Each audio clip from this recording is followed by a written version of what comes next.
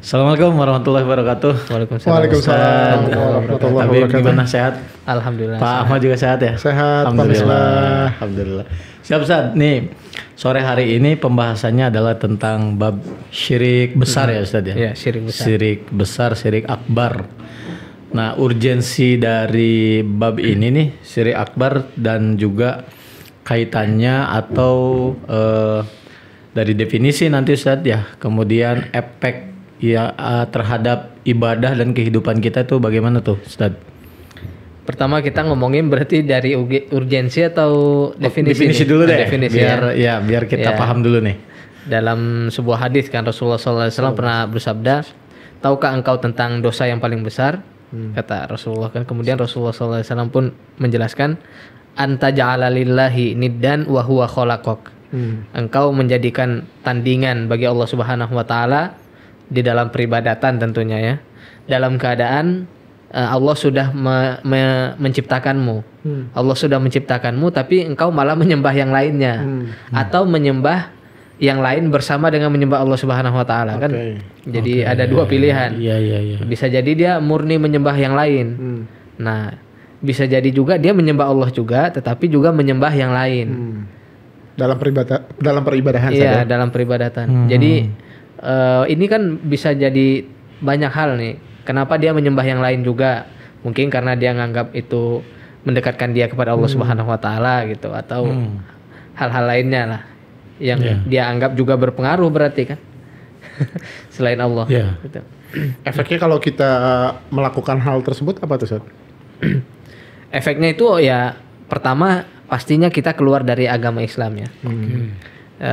Tentunya balik lagi ke yang pekan lalu kita omongin, bukan untuk menghakimi orang lain, tetapi memang ini perbuatan konsekuensinya ya, gitu konsekuensi kita itu keluar dari agama Islam berarti. Sedangkan agama yang diridhoi hanya Islam. Hanyalah gitu Islam kan. Yaitu ada dalilnya innad dina indallahil Islam ya. Sungguhnya agama yang Allah terima itu atau yang benar di sisi Allah hanyalah Islam.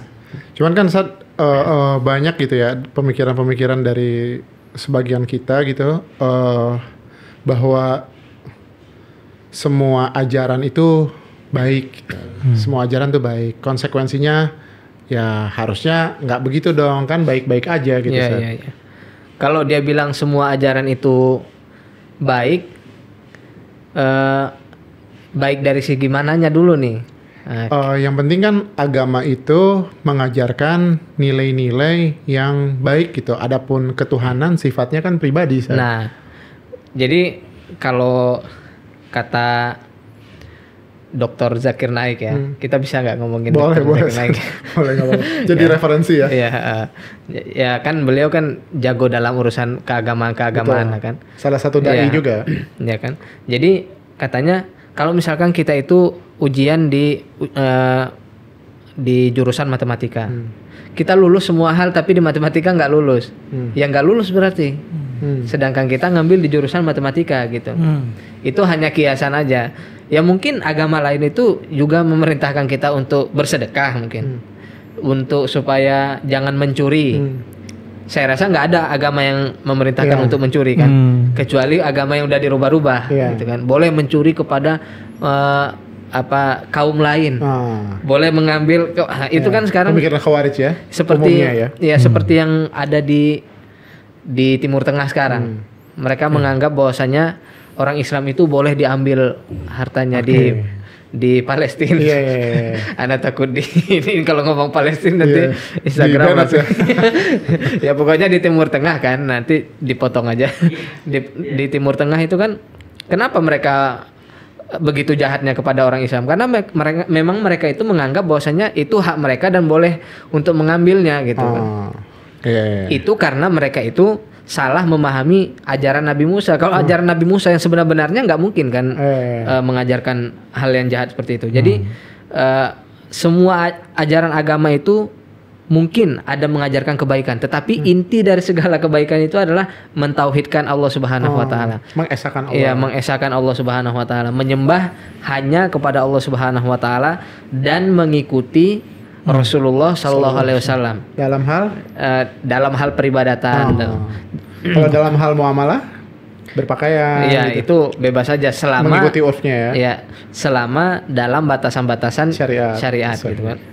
Jadi ada yang mengatakan itu orang-orang Yahudi juga mentauhidkan Allah, kan mereka kan memang menyembah Tuhan yang satu, menyembah Allah Subhanahu wa taala. Menurut mereka menyembah Allah.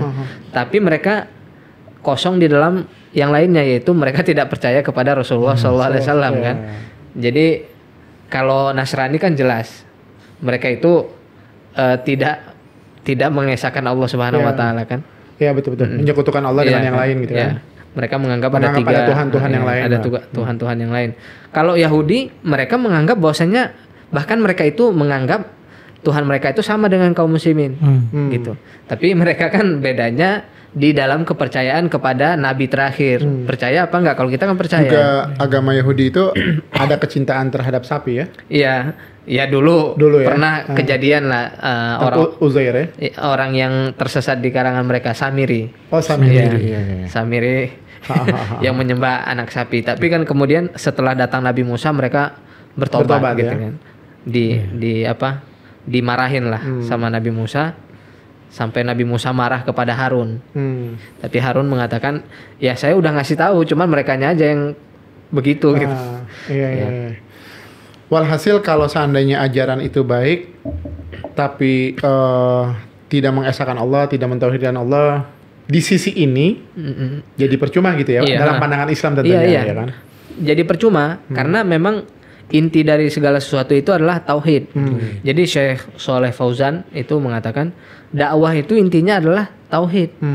Dakwah kepada tauhid. Kalau misalkan kita dakwah untuk tidak minum khamar, tidak berzina, tapi kita nggak berdakwah kepada tauhid, ya itu sama aja bohong.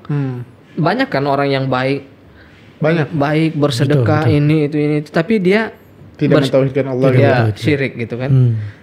Dalam sebuah ayat Allah Subhanahu wa taala firman seperti yang Pak Misbah tahu itu, lain asyrokta layah baton amaluk ya. Kalau engkau melakukan syirik, gugur semua amalan-amalan yang kita lakukan, kebaikan-kebaikan itu udah selesai, gugur aja, nggak ada guna gitu kan. Kita bersedekah 1 triliun setiap hari misalkan ya, nggak ada guna juga karena ketika kita itu tidak bertauhid ya, mengesahkan Allah Subhanahu wa taala. Jadi berarti memang tauhid itu di atas segalanya berarti. Iya, inti dari dakwah itu ya untuk tauhid gitu. Iya. Ani abudullah wajtanibut taghut. Hendaklah ya. Walaqad ba'atsna fi kulli ummatin rasulan ani abudullah. Dan kami telah mengutus kepada setiap umat itu rasul. Ya, bukan untuk memerintahkan bersedekah untuk ini. Itu hanyalah turunan-turunannya. Konsekuensi terhadap tauhid nanti ke sana gitu ya. Tapi utamanya adalah ani abudullah. Sembahlah Allah wajtanibut taghut dan jauhilah taghut. Taghut itu artinya adalah sesuatu yang disembah selain Allah Subhanahu wa taala gitu kan. Nah, saat antum dulu mau ana yang nanya. Ana ya. Kalau ibadah-ibadah yang lain ya seperti sholat gitu ya, yang sebagaimana kita ketahui bersama dia memiliki rukun, memiliki syarat-syarat gitu ya. Terus ada sunnah-sunnah juga dalam sholat. Kalau tauhid ini ada rukunnya enggak? Atau ada syarat-syaratnya mungkin yang perlu kita ketahui? Karena kan ini dasar kan? Adanya adalah jenis-jenis dari tauhid. Atau kan kita ngomongin syirik ya. Tapi kalau tauhid secara umum itu kan terbagi menjadi 3. Berarti Ustaz berarti lawan dari syirik ini adalah tauhid kan gitu ya. Oke. Dan sesuai dengan pertanyaan Pak Ahmad tadi, berarti kita itu harus mengesahkan Allah Subhanahu wa taala itu pertama dalam perbuatan Allah Subhanahu wa taala. Maksudnya dalam rububiyah Allah Subhanahu wa taala itu kan perbuatan. Apapun yang Allah apapun yang Allah lakukan itu murni adalah apa yang dilakukan Allah, bukan tidak ada sekutunya, tidak ada pembantunya, tidak ada ini itu. Memang itu adalah kemampuan Allah Subhanahu wa taala gitu. Ini adalah rububiyah kan. Jadi misalkan siapa yang menurunkan hujan itu sudah pasti Allah Subhanahu wa taala. Berarti konsekuensinya kita tidak mengharapkan hujan kepada selain Allah Subhanahu wa taala gitu kan. Itu yang pertama. Yang kedua adalah di dalam perbuatan kita. Tauhid di dalam perbuatan hamba. Maksudnya perbuatan hamba itu adalah berarti dalam peribadatan kan, kita yang beribadah kan. Artinya kita beribadah itu murni hanya kepada Allah Subhanahu wa taala gitu. Nggak ada kepada yang lain-lainnya atau selain murni kepada Allah Subhanahu wa taala, dia itu langsung kepada Allah Subhanahu wa taala. Jadi murni dan langsung gitu. Nggak perlu perantara-perantara yang lainnya. Nah, yang ketiga adalah di dalam nama-nama dan sifat Allah Subhanahu wa taala, berarti kita itu menetapkan nama-namanya sesuai dengan apa yang datang. Jadi misalkan Allah mengatakan Allah itu beristiwa di atas arsy. Ya udah kita tetapkan aja beristiwa di atas arsy gitu. Kadang-kadang orang-orang itu mengada-ngadakan kaidah yang nggak ada gitu. Misalkan kan nggak pernah itu ada hadis Nabi atau firman Allah Subhanahu wa taala, Allahu maujudun bila makan misalkan. Allah ada tanpa tempat. Itu kan nggak ada. Yang ada adalah Ar-Rahmanu 'alal 'arsy istawa. Nah, sekarang malah mereka menggembar-gemborkan kaidah itu. Allahu maujudun bila makan. Nah, sampai-sampai ada yang kemarin itu lagi sa'i atau lagi tawaf. Ya biasa mutawifnya itu mengajarkan bacaan-bacaan kan kepada jamaah. Nah, yang diajarkan itu Allahu maujudun bila makan. Allah. Jadi mereka meninggalkan yang jelas-jelas ada dalilnya untuk sesuatu yang mereka pahami sendiri gitu. Mungkin karena ini kali Ustaz, karena tentang asma wa sifat ini kan. Karena dia membayangkan kalau seandainya Ar-Rahman 'alal 'arsy istawa itu berarti Allah punya tempat, memiliki tempat atau dan Allah duduk gitu. Ya, berapa membayangkan gitu. Padahal kita nggak perlu ditakwil sama kita ya. Cukup meyakini aja. Meyakini aja. Sebenarnya paling simpel ya akidah salaf itu kan. Kita meyakini apa yang datang dari Allah Subhanahu wa taala. Adapun takwil, ta'til, tahrif itu kita hilangkan itu dari. Nggak perlu dibayangkan juga. Nggak perlu gitu dibayangkan. Kan mereka itu kenapa mereka mengingkarinya? Karena mereka membayangkan dulu betul, kan. Betul. Ya. Bisa kalau jadi, mereka itu nggak membayangkan, mereka nggak bakalan mengingkari. Kalau kita kan nggak kita bayangkan, kita percayain aja gitu. Diimani ya. Kalau semua kita bayangkan, contoh misal Isra Mi'raj, nanti kita bayangkan gimana ya. Apalagi 1400 sekian gitu ya, yang lalu. Sekarang aja masih kayaknya nggak ada teknologi untuk itu ya, belum ada teknologi untuk itu. Belum ada teknologi untuk bertemu Allah, nggak ada kan. Dengan kecepatan tertentu gitu ya. Jadi itu mah khusus bab iman aja ya. Bab keimanan. Kalau bab keimanan itu nggak perlu kita banyak-banyak kaidah-kaidah. Kita percaya aja. Selesai ya. Ya selesai. Nah nanti kan mereka mengatakan itu kayak agama sebelah bermodal percaya. Enggak. Agama sebelah itu percaya sesuatu yang nggak ada dalilnya, ya kan? Kalau ini ada dalilnya dari Rasulullah SAW, ya kita percaya. Selesai sampai situ. Ya kalau kita nggak percaya kepada Rasulullah SAW, sama siapa lagi kita percaya kan? Bingung juga mau nyari. Kita percaya sama ulama A, ulama B, ulama. Percaya semua sama mazhab ini, mazhab itu. Mas sama Rasulullah kita nggak percaya gitu ya? Yang nggak dipercaya cuma satu. Dalil dari Al-Quran dan hadis. Itu kan parah kan? Jangan. Tapi Ustaz, nah berarti kan tadi dari sisi urgensinya itu sendiri berarti sangat-sangat penting saat ya, karena hal ini akan mempengaruhi bentuk apapun peribadatan kita. Kalau kita melakukan syirik, terutama syirik akbar, maka itu akan terhapus ya, tidak ada nilainya Ustaz ya. Tidak ada nilainya. Walaupun dia berbuat baik sebagai segimanapun banyak kebaikannya. Layah baton amaluk kan. Gini ya. Gini deh. Selesai semua, nggak ada itu ya. Bagaikan debu tertiup angin katanya Ustaz. Benar-benar. Iya. Nah, berarti kan sekarang itu Allah Subhanahu wa taala mengatakan itu kepada Rasulullah loh. Rasulullah itu kan orang yang paling baik kan. Sedekahnya banyak, sholat malamnya ini. Tapi lain asyrokta, layah baton amaluk. Sampai Rasulullah SAW itu sholat kakinya sampai bengkak. Saking bermunajatnya. Itu selesai kalau syirik gitu kan. Jadi terus Ustaz, kalau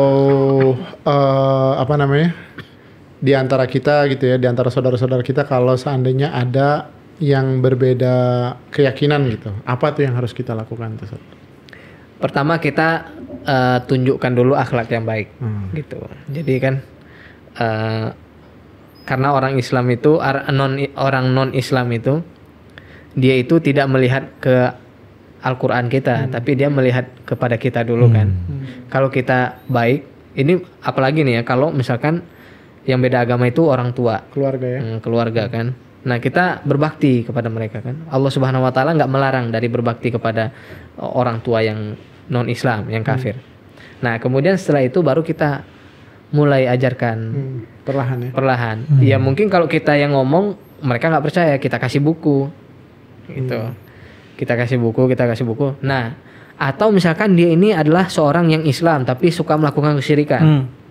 Nah, itu bisa kalau dia mungkin nggak percaya sama kita kan.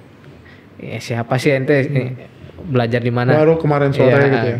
Nah, kita kasih video kajian ustadz-ustadz yang menjelaskan tentang syirik. Apa aja itu syirik, bahwasannya ini itu termasuk syirik. Nah, itu bisa juga menjadi wasilah untuk dakwah kepada mereka.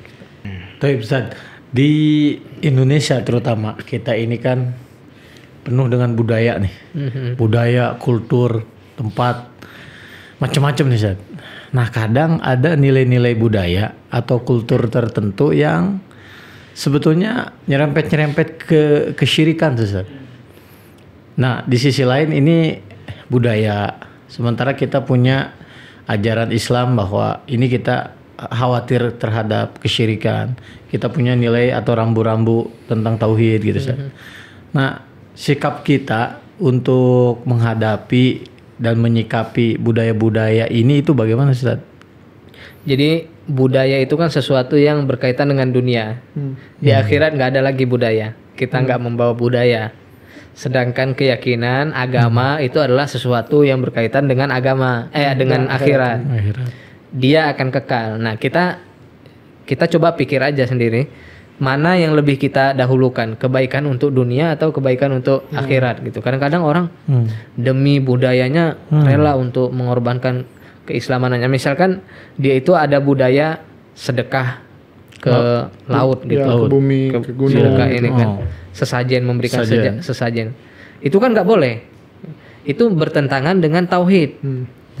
Karena kan mereka itu, kenapa mereka memberikan sedekah itu? Karena berawal dari rasa takut mereka kepada makhluk lain selain Allah Subhanahu Wa Taala.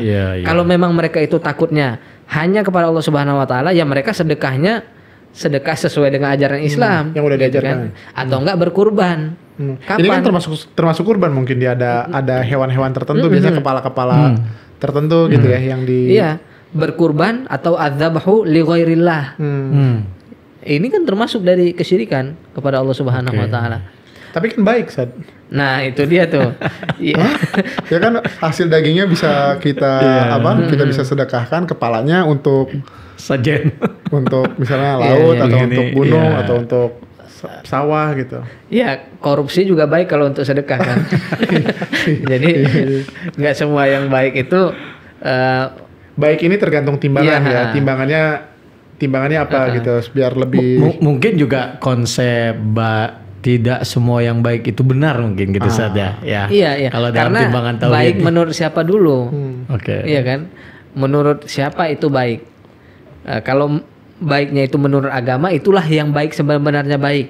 Gitu. Tapi kalau memang budaya itu tidak nyerempet-nyerempet ke dalam kesyirikan dan itu ada nilai kebaikannya, itu nggak masalah. Nggak masalah. Kayak misalkan di zaman jahiliyah dulu itu ada budaya memuliakan tamu, misalkan. Orang-orang Arab itu suka memuliakan tamu. Ya. Jadi mereka itu kalau ada tamu datang, kalau lagi banyak harta nih, lagi mampu, sembelih kambing langsung dihidangkan. Itu kan budaya yang baik. Nah, Rasulullah SAW pernah mengatakan, innama bu'itsu li utammima makarimal akhlak kan. Aku itu diutus untuk menyempurnakan akhlak-akhlak yang baik. Jadi akhlak-akhlak yang baik itu kita lanjutkan gitu. Selama dia tidak bertentangan dengan agama Islam. Jadi kalau kita disuruh memilih budaya atau agama, pasti kita wajib memilih agama. Ya. Karena budaya itu hanya berkaitan dengan duniawi aja. Meninggal kita selesai itu budaya. Nggak usah lah berantem sama negara lain karena budaya ini, budaya itu, rebutan ini. Udahlah, mereka mau klaim aja. Kita juga punya kan budaya. Misalkan contoh batik. Mereka bilang batik itu punya mereka, ya kita juga mengakui itu punya kita, nggak usah sampai perang gitu kan, itu hanya budaya. Kalau kita meninggal selesai itu, nggak mungkin kita dikafanin pakai batik. Sampai menjatuhkan harkat martabat ya. Apalagi kalau misalkan negaranya itu sama-sama negara Islam, Muslimin, negara kaum muslimin yang mereka itu sebenarnya serumpun juga sama kita, nggak perlulah kita gontok-gontokan hanya demi batik kan. Ya udah, kalau kalian mau ngakuin batik, silakan ngakuin, misalkan rendang gitu kan, akuilah rendang, kita juga punya rendang gitu. Jadi nggak perlu terlalu ini kalau masalah urusan duniawi. Ini hanya duniawi. Besok kita meninggal, kita nggak bakalan dikafanin pakai batik kan. Jadi kalau bertentangan dengan agama, dengan dunia, agama kita pegang gitu. Oke, Ustaz. Untuk syirik ini, Ustaz, apakah ada klasifikasinya atau jenis-jenis? Kemarin kan minggu lalu kita bahas syirik kecil. Nah, ini ada jenis-jenisnya tuh. Banyak tuh. Nah, sekarang apalagi ini syirik akbar yang bisa menghapus seluruh amal ibadah kita kalau kita melakukan syirik akbar ini. Itu apa tuh, Ustaz? Jenis-jenisnya, Ustaz? Yang pertama adalah syirik di dalam berdoa. Dan ini adalah inti dari kesyirikan itu kan. Wa ya'buduna min dunillahi, ya, dan mereka itu menyembah selain Allah Subhanahu wa taala sesuatu yang tidak memberikan kepada mereka manfaat dan mudarat. Jadi memang syirik yang paling inti dari kesyirikan itu adalah menyembah atau berdoa kepada selain Allah Subhanahu wa taala, baik itu di samping beribadah kepada Allah Subhanahu wa taala juga atau tidak gitu. Yang jelas dia itu hanya ada juga menyembah selain Allah Subhanahu wa taala. Jadi ini yang pertama, syirik di dalam berdoa gitu. Ya, kita berdoa kepada kuburan misalkan. Nah, itu termasuk dari kesyirikan juga. Syirik besar ya. Harusnya mendoakan. Harusnya mendoakan. Mendoakan. Karena kan ulama yang berada dalam kuburan itu butuh doa kita sebenarnya. Bukan kita yang butuh mereka gitu kan. Iya. Yang masih punya kesempatan itu kita. Iya. Nabi juga merintahin istaghfiru li akhikum ya. Iya, yang masih tasbita. Iya. Mintalah ampunan untuk saudara kalian. Sebenarnya yang masih punya kesempatan itu kita. Kita masih punya kesempatan untuk bertaubat. Masih punya kesempatan untuk sholat. Masih punya kesempatan untuk bersedekah. Nah, mereka itu tidak punya lagi kesempatan. Kalau mereka itu diberikan kesempatan, pasti mereka ambil. Iya. Ini jadi nasihat buat anak pribadi sih tentunya. Iya. Dalam banyak hadis dan ayat, Allah Subhanahu wa taala telah menjelaskan bahwasanya orang-orang yang berada dalam kuburan itu berandai-andai kalau mereka itu balik lagi ke dunia. Untuk diberikan kesempatan untuk bertaubat, untuk sholat, untuk bersedekah. Tetapi mereka tidak punya lagi kesempatan. Sedangkan kita yang masih ada di atas ini, inilah kesempatan kita gitu. Dalam sebuah cerita ya, ada seorang ulama bertanya kepada seseorang gitu. Mereka melewati kuburan, lalu ulama ini mengatakan, bayangkan kalau kamu meninggal dalam keadaan kamu itu selalu bermaksiat kepada Allah Subhanahu wa taala, tidak sempat bertaubat, kamu masuk ke dalam kuburan itu gitu. Bagaimana kondisi kamu?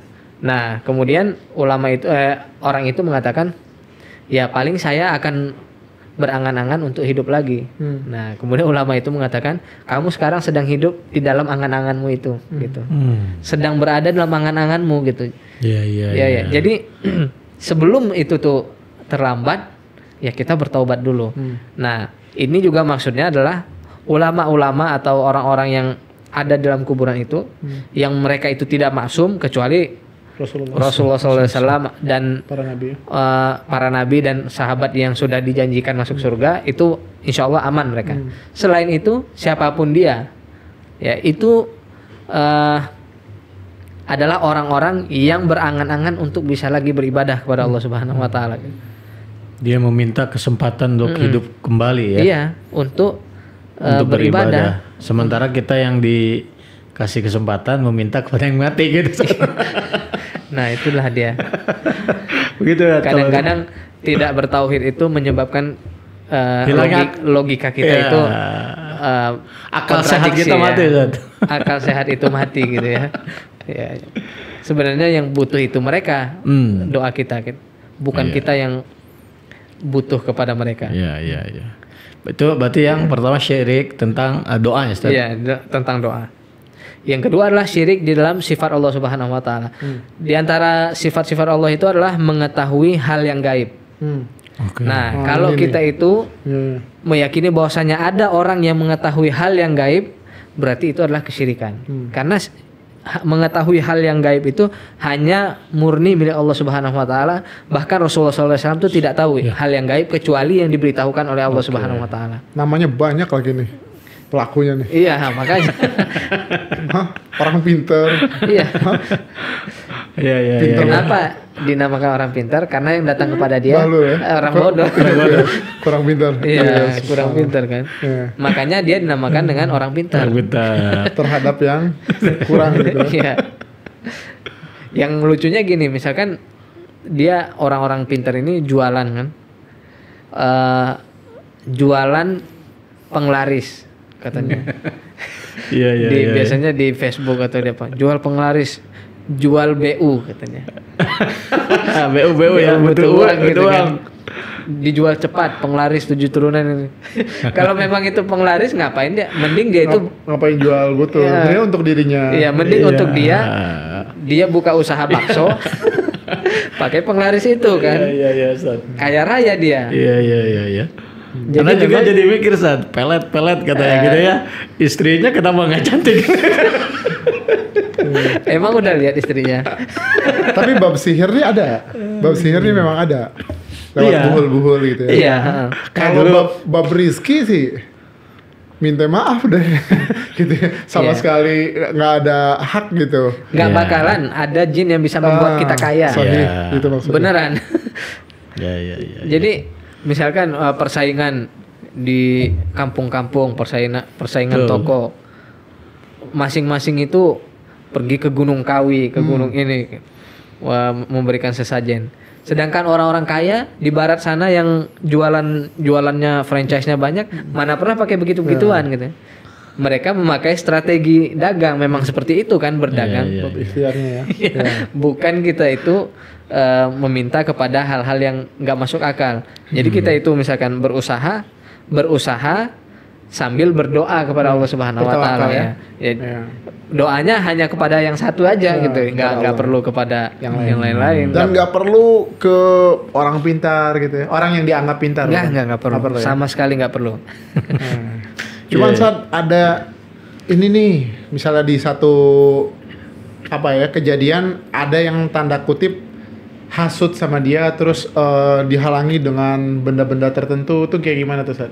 Apa kita melawannya dengan ke orang pintar juga gitu? Kita melawannya dengan ke orang bertauhid. Nah, jadi ke ulama yang bertauhid, insya Allah nanti dia ruqyah gitu. Diruqyah sama dia. Nggak perlu dilawan ke orang pintar juga. Nah, janganlah. Karena umum nih. Katanya Ya, ilmu umum. putih itu ya. Mungkin ya, Ana nggak tahu deh. Ana nggak tahu namanya apa. Cuman umum gitu. Ada orang yang hasut, ada orang yang ini dikirim itu gitu. Yeah. Sehingga ketakutan akhirnya ke orang pintar juga nih. Biar orang pintar dengan orang pintar nih, logikanya gitu ya. Orang pintar dengan orang pintar nih. Adu kekuatan. Tapi sebenarnya kadang-kadang ya gangguan-gangguan seperti itu tuh bukan hal yang gaib gitu. Jadi memang dukunnya ini punya anak buah untuk mengganggu gitu. Oh gitu. Sering itu kejadian. Jadi yang melempar ini melempar itu Iya, tuh anak buahnya beneran ini.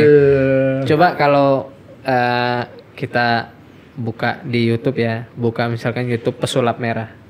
Pesulap merah itu kan tauhidnya insya Allah oke lah gitu dalam hal tauhid ya. Dia membongkar kesyirikan-kesyirikan. Nah, kata pesulap merah, bukan kata saya ini ya. Dukun itu kalau nggak ngibul ya cabul. Nauzubillah. Bukan saya yang bilang. Pesulap merah, nanti lihat aja kata-kata Silakan pesulap dilihat merah ya. Bukan saya yang bilang. Jadi Iya. orang pintar itu sebenarnya bukan orang pintar. Antara dua kan. Ya. Antara bohong atau dia itu cabul gitu. Nauzubillah. Iya. Ustaz. Oke, Ustaz, berarti kan dia mengetahui hal gaib itu, Ustaz. Berarti Iya. dia ya kayak mengetahui barang hilang gitu Ustaz. Itu kan salah satunya kayak gitu tuh Ustaz. Iya, iya. Ya nggak pernah ada itu orang yang nyari melalui dukun terus dapat. Nah, ini coba kalau lihat di Tapi nggak perlu pakai CCTV dong. Iya nggak? Tapi Ustaz di kampung itu emang gitu tuh. Kalau misalkan hilang nih misalkan handphone, jam tangan atau apalah yang mampir berharga. ke si fulan gitu ya. Iya, langsung cek gitu ya. Iya, langsung kita ke orang pintar gitu kan. Iya. Dan nanti si ininya itu ya, si orang yang dianggap pintarnya tuh, oh ini orang dekat katanya gitu. Iya, iya. Enggak, jadi gini. Kalau Pak Misbah atau Pak Ahmad sering lihat di YouTube ya. YouTube namanya YouTube Rizka Wadiono. Nah, ini YouTube tentang kejadian-kejadian pembunuhan atau pemerkosaan atau apa. Pokoknya kisah-kisah yang menyedihkan itu. Itu biasanya ya. Keluarga dari korban itu pasti pernah ke dukun terus nggak dapat. Jadi nggak pernah ada di dalam kisah-kisah seperti itu yang berhasil beneran atau enggak ada orang membunuh orang lain, awalnya itu dia mau membunuhnya nyantet dulu, tapi nggak berhasil, akhirnya dia bunuh sama temannya. Itu berkali-kali. Coba kalau cek di video YouTube Rizka Wadiono namanya ya. Nah itu demikian. Jadi nggak bisa dipercaya hal-hal kayak gitu tuh. Iya. Tad, anak ada kisah bener apa enggak nih Ustaz ya? Itu katanya dulu kisah dari Imam Syafi'i atau siapa gitu Ustaz, Allah alam, yang ada cerita orang pintar lah gitu bisa mengetahui hal gaib, terus diundang tuh sama ulama itu, diundang kemudian dikasih makan. Nah si dukun itu heran tuh dengan hidangannya. Katanya, masa katanya saya sebagai tamu diundang sama ulama cuman dikasih nasi aja katanya. Gitu. Katanya di Islam tuh ada ikramud duyuf gitu kan. Terus kata ulama, oh berarti ente bener bohong katanya. Katanya ente tahu hal-hal gaib. Dagingnya saya sembunyikan di bawah nasi katanya gitu. Anak nggak tahu sih itu kisahnya sahih apa enggak. Tapi kalau sahih itu benar-benar bagus sih gitu. Pukulan telak gitu. Iya, pukulan telak gitu. Iya. Gitu. Terus lagi kan ada itu tuh, gurunya bukan guru sih, sebetulnya kan si pesulap merah tuh ngambil kisah-kisah dari siapa tuh yang orang luar yang membongkar-bongkar sulap kayak gitu tuh. Ya kan. Nah, ini ngebongkar juga tuh orang yang tahu tentang hal gaib. Ya pas dia diundang ke panggung, belum diajak ngomong udah ditampar. Nah berarti ente nggak tahu kalau saya mau nampar ente gitu. Nah, jadi bohong bener saja. Kalau nggak ngibul ya cabul. Iya. Dalam sebuah ayat kan Allah Subhanahu Wa Taala berfirman, wa indahu mafatihul ghaib la ya'lamuha illahu. Dan Allah Subhanahu Wa Taala memiliki kunci-kunci atau pengetahuan tentang hal-hal yang gaib yang tidak Allah ketahui kecuali Allah Subhanahu Wa Taala saja gitu. Bahkan Rasulullah aja Sallallahu Alaihi Wasallam itu nggak mengetahui, ya. kecuali yang Allah Subhanahu Wa Taala beritahukan, baru beliau tahu. Kalau enggak ya beliau nggak bakalan tahu juga gitu. Kalaupun ada mungkin itu mukjizat gitu ya Sad ya, yang Rasulullah mencekik setan sampai air liurnya, itu mungkin mukjizat ya. Iya, itu diberitahu kan berarti. Tetapi hukum asalnya Rasulullah SAW itu nggak tahu. Bahkan Rasulullah saja tidak mengetahui tentang hal gaib. Ya. Iya. Oke, kalau Rasulullah tahu, bakal tahu tuh kalau Rasulullah kalah di perang Uhud tuh. Iya, bisa jadi ya kan? gitu kan. Iya, tidak bisa atur strategi. Masya Allah. Itu yang kedua Sad. Iya. Yang selanjutnya ada Sad. Sebenarnya banyak ya. Banyak. Yang selanjutnya adalah syirik di dalam ketaatan. Maksudnya gini, kita taat kepada selain Allah Subhanahu Wa Taala dalam keadaan tidak terpaksa. Tidak. Selain kepada Allah ya? Iya, kepada selain Allah Subhanahu Wa Taala dalam keadaan tidak terpaksa. Kadang-kadang ada orang yang terpaksa melakukan hal yang haram, tapi itu terpaksa, dia diancam untuk dihilangkan nyawanya gitu. Tapi kalau dia itu taat kepada selain Allah Subhanahu Wa Taala di dalam hal kemaksiatan ini maksudnya ya. Nah, dalam keadaan dia itu tidak terpaksa, tidak diancam, tidak ini itu, berarti dia sudah melakukan kesyirikan kepada Allah Subhanahu wa taala. Dalam bab syirik tapi ya. Iya, dalam bab syirik. Jadi seseorang yang melakukan kesyirikan ketika dipaksa itu tidak belum tentu dia keluar dari agama Islam. Oke. Tergantung hatinya. Iya, Gitu kan. iya. Tetapi kalau dia itu tidak dipaksa, dia mau melakukannya, itu baru. Dalam sebuah ayat Allah Subhanahu wa taala firman, ittakhadhu ahbarahum wa ruhbanahum arbabam min dunillah. Mereka itu menjadikan pendeta-pendeta mereka itu sebagai tuhan-tuhan selain Allah Subhanahu wa taala. Maksudnya itu mereka itu taat kepada mereka selain kepada Allah Subhanahu wa taala di dalam hal yang tidak diajarkan oleh Allah Subhanahu wa taala, mereka malah memilih mengikuti itu. Dan itu tidak terpaksa sama sekali. Tidak terpaksa sama sekali. Kalau terpaksa itu lain lagi ya. Itu salah satunya yang tadi kita sebutkan itu kan, kayak model sedekah ini, sedekah itu gitu kan. Iya. Kayak korban ini, korban itu gitu. Itu kan nggak ada yang dipaksa ya. Nggak ada. Ya. Malah mereka yang melakukannya sukarela kan. Sukarela. Malah kalau kita bilang ngapain sih, itu kan syirik. Mereka bilang, mereka ngeles lagi bilangnya itu memberikan makanan kepada penghuni lautan katanya, kepada ikan-ikan. Ikan-ikan nggak perlu nyari makan, mereka kan udah ada makanan di dalam laut kan. Ngapain kita mancing ikan terus kita kasih lagi ke ikan? Mungkin ikannya mau ngerasain daging sapi kan, nggak pernah sapi ke laut. Kalau ini juga yang banyak terjadi di sekitaran kita gitu ya. Kalau ada acara tertentu gitu, di hari tertentu dilihat dulu nih kondisinya pada saat itu hujan atau enggak. Terus gimana caranya supaya enggak hujan gitu. Supaya acaranya sukses gitu. Sukses kayak gitu. Itu gimana tuh? Iya, itu termasuk dari kesyirikan tentunya, pastinya. Syirik dalam bab apa tuh kalau jenisnya? Tadi kan dalam ketaatan. Di dalam rububiyah Allah Subhanahu wa taala. Iya. Dia mengira bahwasanya ada yang bisa menghentikan hujan atau menurunkan hujan selain Allah Subhanahu wa taala. Ini jelas kesyirikan, dan orang yang melakukannya itu ya melakukan kesyirikan. Kita nggak mencap dia pasti syirik ya. Jadi jangan dikira bahwasanya kalau orang ngundang pawang hujan kita sudah pasti nganggap dia kafir. Enggak kesana kita. Enggak. Cuman Tetapi pelakunya dia sudah melakukan hal yang syirik ya. Bukan pelakunya, perbuatannya. Perbuatan kesyirikan kepada Allah Subhanahu wa taala. Dan ini kan banyak ya. Makanya lah itu pentingnya dakwah tauhid ya. Karena memang benar-benar banyak ini, bahkan dalam proyek-proyek. Iya. Saya bingungnya gini, mereka kan orang-orang hebat ya. Di dalam Betul. orang-orang kaya, orang hebat, lulusan hebat Indonesia. Teknologi. Iya, ngapain mereka masih percaya juga dengan begitu-begituan gitu kan?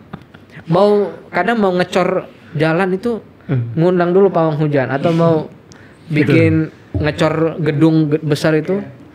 Ada sebetulnya yang ngecor, kalau yang berbau dengan pembangunan ada apa namanya? Paku bumi. Ya paku kecil berwarna emas gitu. Oh gitu ya. Diselipin di tiang-tiang gitu kan. Betul. Padahal hitungan teknologinya udah, fisikanya udah ada gitu ya. Iya. Udah jelas gitu ya, subhanallah. Iya, jadi bingung juga. Mereka kan orang-orang pintar kan. Ya, teknik sipil ya. Masih aja percaya dengan begitu-begituan gitu. Nggak perlu. Ilmu yang kalian punya itu yang diajarkan oleh Allah Subhanahu wa taala udah cukup. Mencukupi ya. Nggak perlu lagi ilmu-ilmu gaib yang nggak ada hubungannya itu. Sisanya tinggal kita berdoa gitu ya, semoga Allah jaga. Iya. Katanya ada yang punya remote hujan. Nah, itu lain lagi tuh. Tapi sekarang karena orang-orang Indo udah melek teknologi, udah lumayan pintar ya. Jadi udah nggak dipercaya itu. Iya. Apa? Iya. Dukun-dukun yang hujan yang begini-begini ya, kalau nggak salah ya. Iya. Nah, punya remote-nya itu udah nggak dipercaya. Tetapi kalau kata orang ya, sekarang kerjaan dia itu lebih gampang, karena sekarang tuh ada di dalam HP kita ini ada perkiraan cuaca.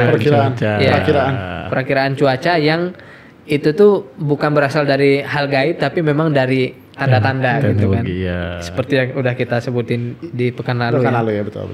Jadi katanya kerjaan dia sebenarnya harusnya lebih gampang sekarang gitu kan. Tinggal lihat aja gitu ya. Kalau misalkan hari apa gitu kan, hari ini dilihat cuacanya, hembusan anginnya bagaimana, kalau nggak cocok, kayaknya hujan lagi nih, tinggal tolak kerjaannya kan. Proyeknya tuh, saya nggak bisa gitu, saya udah ada tempat lain, padahal nggak ada gitu. Iya. Dia dibantu teknologi. Memang teknologi itu membantu ya, membantu kebaikan, keburukan juga bisa kebantu. Terus juga ada juga yang di sekitaran kita saat kalau ada barang baru gitu ya, benda baru gitu. Misalnya kita Apa tuh? Ngaruat. apa ya? Ruatan. Ruatan apa? Ruatan. Dimandiin. Ya dimandiin. Saya Ada beli mobil ada baru. ritual-ritual baru gitu ya. Iya. Dengan atas nama syukuran sebetulnya. Tasyakuran ya. Iya. Nah, itu kita lihat kepada keyakinannya. Keyakinannya untuk apa? Kalau untuk keberuntungan, untuk ini, untuk betul. itu. Nah, itu berarti adalah kesyirikan karena itu kan nggak ada keberuntungan, nggak ditentukan dengan mandi bunga kan. Betul. Tapi kalau untuk bersih, ngapain dia mandi pakai bunga? Dimandiin mobilnya, misal Pakai mobil sabun baru aja kan? gitu ya? Iya, pakai sabun.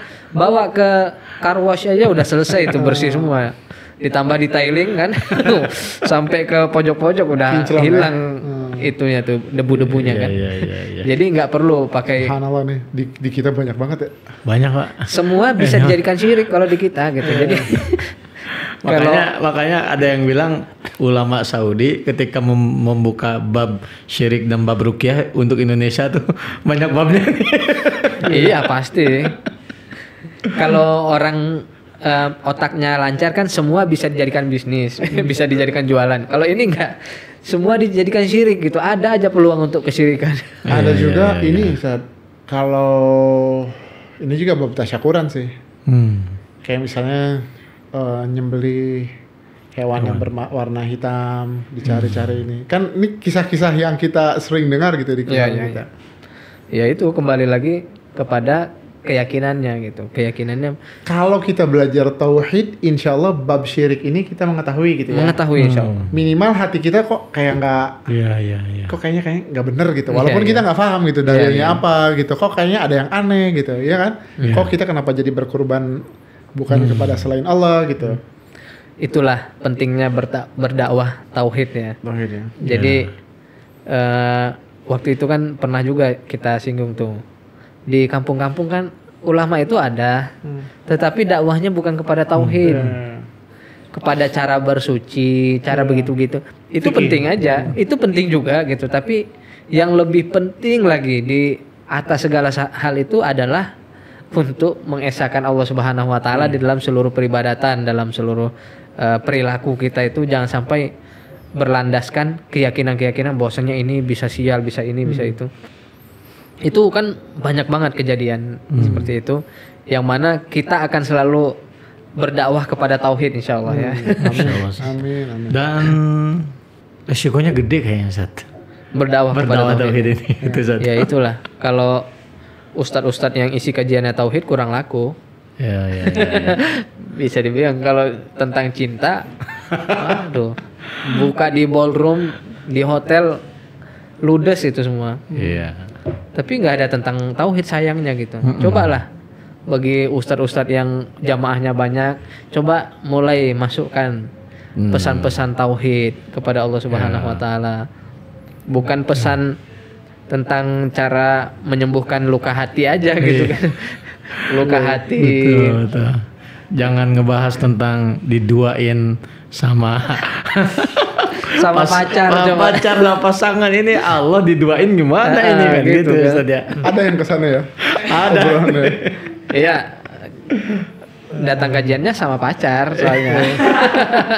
Alhamdulillah. Coba lah. Jadi kalau yang udah punya followers banyak, ustadz yang udah majelisnya itu banyak, yang jual tiket berapapun pasti laku. Nah itu selipkan pesan-pesan tauhid ya. Jangan sampai kita berdakwah tidak kepada intinya, karena itulah inti dari dakwah. Inti dari dakwah para rasul itu. Para rasul. Mana pernah sih Rasulullah SAW di Mekah itu bahas cara move on, bukan ke situ. Dakwah Rasulullah SAW tuh nggak ke situ. Dakwahnya itu untuk tauhid. Itu 13 tahun di Mekah itu isinya tauhid aja itu, dari awal sampai akhir, sampai disiksa, sampai diusir, sampai diapain, semuanya itu kena Rasulullah SAW dan para sahabatnya itu karena tauhid, bukan karena. Kalau dakwah untuk move on, Abu Jahal nggak jadi Abu Jahal namanya. Malah ngikut dia di depan mungkin kan dia. Iya. Abu cinta yang ada nanti. Ya, itu dia. Nih Ustadz, untuk mungkin ada kaum muslimin, saudara-saudara kita di sana yang dia itu sudah terlanjur melakukan kesyirikan, bahkan syirik akbar, tapi dia ya masih hidup sampai sekarang gitu. Itu apa tuh kiat dia untuk kembali kepada Allah Subhanahu wa taala itu? Yang paling penting adalah bertaubat kepada Allah Subhanahu wa taala. Dan sebuah ayat Allah Subhanahu wa taala firman, "Qul ya ibadiyalladzina asrafu ala anfusihim", wahai hamba-hambaku yang sudah menzalimi diri mereka sendiri, la taqnatu mir rahmatillah, janganlah kalian itu berputus asa dari rahmat Allah. Innallaha yaghfirudz dzunuba jami'a. Allah Subhanahu wa taala itu akan menghapus seluruh dosa kalau bertaubat ini ya. Jadi dosa apapun termasuk dosa syirik itu akan diampuni oleh Allah Subhanahu wa taala. Dan kalau orang diberikan taufik untuk bertaubat, itu artinya dia husnul khotimah. Saya kan pernah ngomong juga waktu itu di sini bahwasanya orang kira itu kan husnul khotimah itu adalah yang meninggal saat sujud, itu saat membaca Al-Qur'an. Itu adalah salah satu juga tanda husnul khotimah, tapi husnul khotimah yang paling penting adalah dia itu diberikan kesempatan untuk bertaubat, meninggal di atas tauhid dan di atas sunnah Rasulullah SAW. Itu adalah husnul khotimah yang paling utama, karena banyak juga para nabi, para sahabat, ulama-ulama itu kan meninggal nggak lagi sedang sholat, enggak kan? Iya. Ada yang sedang tidur. Iya, ada yang sedang ini, sedang itu. Nah, makanya dan mereka itu nggak buru-buru juga pas udah ngerasa mau meninggal langsung sholat, nggak juga kan? Jadi husnul khotimah yang utama adalah ketika dia itu sempat bertaubat dari kesyirikan, terutama ya, dari kesyirikan. Kalau dari misalkan dari dosa-dosa lain itu kalau dia bertaubat itu sangat baik sekali. Tapi kalau dia nggak bertaubat, nggak sempat bertaubat, ada kemungkinan Allah Subhanahu wa taala itu mengampuni, ada kemungkinan, bisa aja gitu ya. Tetapi kalau syirik nggak bakalan ada kemungkinan ya. Kalau dia itu tanpa bertaubat ya. Kalau dia bertaubat, kesempatan bertaubat, nah itulah yang kita inginkan ya, agar kita semua itu bisa menjadi ahli surga yang bertemu di surga Allah Subhanahu wa taala.